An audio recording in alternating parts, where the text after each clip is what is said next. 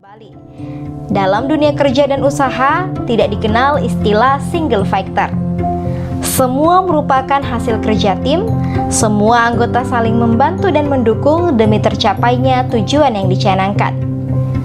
Sayangnya, untuk membuat sebuah tim yang solid dan kompak memang tidak mudah.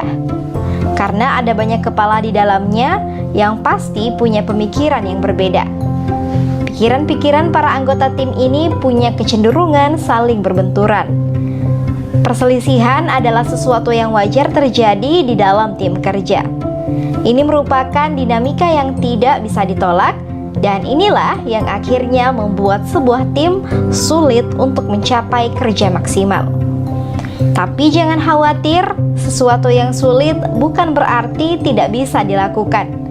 Selama Anda tahu caranya, pasti bisa membangun kerja tim yang solid dan efektif. Ingin tahu caranya? Simak sampai habis video berikut ya.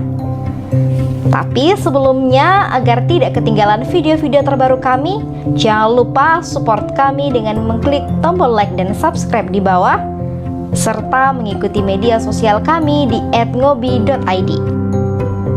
Nomor 1, memiliki visi dan misi yang sama.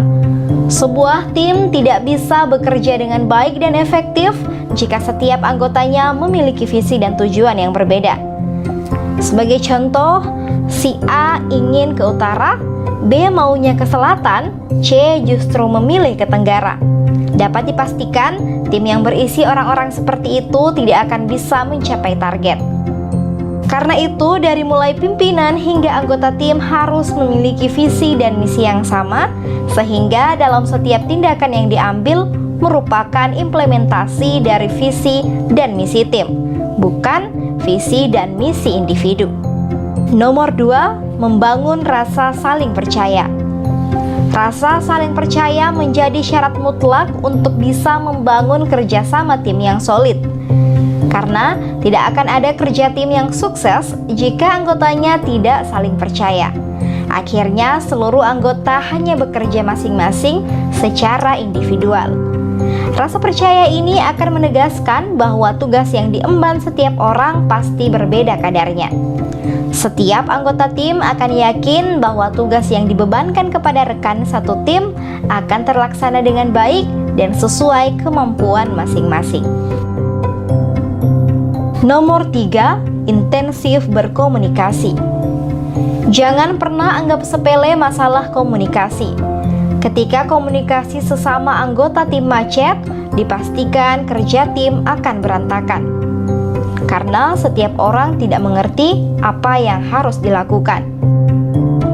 Karena itu, lakukan komunikasi secara intensif, baik melalui meeting pagi atau pertemuan lain yang dilakukan oleh seluruh anggota tim kerja. Sehingga setiap orang akan mengerti tugas dan target yang harus dilaksanakan. Komunikasi antar anggota tidak perlu harus selalu bertatap muka ya Sobat Ngobi. Saat ini sudah banyak aplikasi komunikasi yang bisa digunakan. Sebut saja WhatsApp, BBM, Line, atau yang lainnya.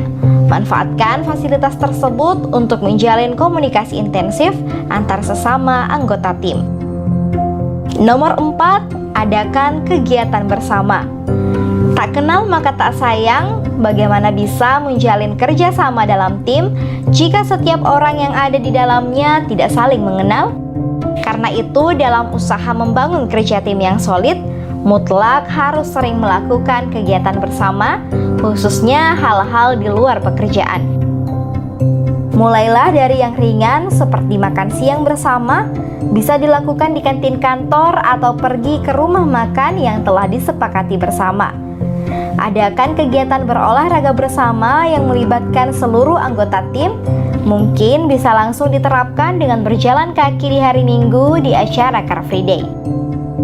Kegiatan di luar pekerjaan ini akan membentuk chemistry kerjasama yang kuat di antara sesama anggota tim tanpa Sobat Ngobi sadari.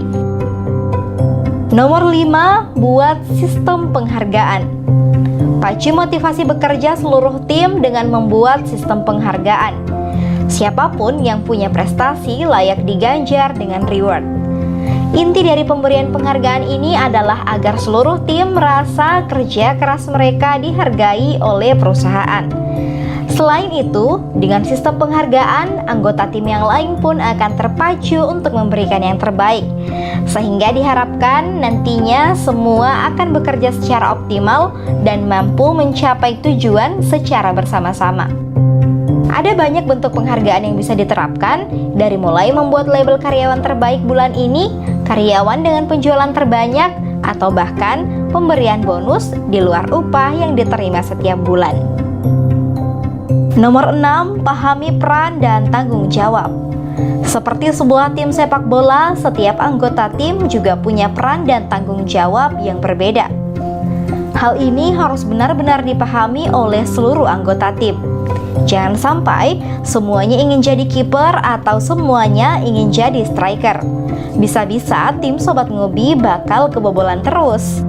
Membangun kerja tim yang kompak dan efektif pasti butuh pemahaman tentang peran dan tanggung jawab, sehingga mereka bisa lebih fokus dalam menyelesaikan tugas masing-masing. Nomor 7, tingkatkan kompetensi tim. Seperti halnya peran dan tanggung jawab, tingkat kompetensi yang dimiliki tim pun pasti berbeda. Jika ternyata tingkat kompetensi antara anggota tim terlalu jauh perbedaannya, saatnya untuk meningkatkannya melalui pelatihan. Pastikan kompetensi yang dimiliki setiap anggota tim memang sesuai dengan pekerjaan dan tugas yang menjadi tanggung jawab mereka. Kalau memang kemampuan yang dimiliki masih belum memenuhi ekspektasi, bisa menghubungi Departemen SDM untuk mencari pelatihan yang sesuai. Ingat Sobat Ngobi, kerja tim akan bisa berjalan dengan baik dan sukses jika masing-masing anggota memang punya kompetensi yang sesuai dengan pekerjaannya. Nomor 8, saling menghormati dan menghargai. Perbedaan pendapat dan perselisihan adalah sebuah hal yang wajar terjadi dalam sebuah tim. Justru dari perbedaan itu, tim akan semakin kaya dengan ide dan pemikiran yang bisa memudahkan jalan menuju target yang dicanangkan. Tentu saja selama masing-masing anggota bisa saling menghormati dan menghargai. Menghormati pendapat orang lain yang berbeda, menghargai hak-hak orang lain dalam mengemukakan pendapat. Rasa hormat ini nantinya akan membentuk semacam rantai penghubung yang kuat di antara sesama anggota tim. Sebesar apapun perbedaan yang terjadi, tak akan mampu mengikis kekompakan tim jika rasa saling menghargai dan menghormati sudah tertanam mendalam di dalam diri seluruh anggota. Nomor 9, miliki komitmen yang kuat. Untuk membentuk sebuah kerja tim yang kompak dan solid, dibutuhkan komitmen yang kuat dari setiap anggota. Karena setiap orang akan saling menopang kerja anggota yang lain, satu orang pincang maka proses kerja pun tidak akan maksimal. Pincang bukan hanya dalam hal fisik, tapi lebih kepada spirit juang dan komitmen bersama untuk mencapai tujuan. Ketika ada anggota yang menurun semangatnya, hal ini bisa berimbas buruk kepada anggota yang lain. Karena itu, setiap anggota tim harus bisa saling menyemangati rekannya yang tengah menurun performanya, sehingga mereka bisa selalu berada dalam level yang sama dalam menjalani tugas yang dibebankan. Tidak ada lagi yang tertinggal karena tidak mendapat perhatian dari rekan kerjanya. Nomor 10, melakukan evaluasi rutin. Kunci sukses sebuah kerja tim adalah evaluasi. Dari evaluasi ini bisa dilihat mana yang sudah berjalan sesuai rencana, mana yang harus mendapat suntikan motivasi, atau kekurangan apa yang harus diperbaiki. Evaluasi bukan bertujuan mencari kesalahan, tapi lebih memberi arahan dan masukan agar proses kerja selalu bisa berada di jalur yang direncanakan. Kalaupun ada perubahan, itu merupakan hasil yang sudah disepakati bersama. Dengan evaluasi, tingkat kesuksesan kerja tim bisa dipantau dan diawasi dengan baik. Sebuah gol dalam permainan sepak bola tidak akan terjadi jika tidak ada kerjasama yang baik di antara sesama pemain. Memang, sesekali ada yang melakukan soloran dan sukses mencetak gol, tapi itu hanya menjadi penyuntik semangat seluruh tim untuk bekerja lebih keras lagi. Karena membangun kerja tim untuk bisa mencapai target tidak akan mudah. Butuh komitmen dan kesadaran seluruh anggota tim dalam menjalankan peran masing-masing. Dengan demikian, hasil yang nantinya dicapai akan terasa sebagai sebuah hasil bersama, bukan hasil dari satu atau dua orang semata.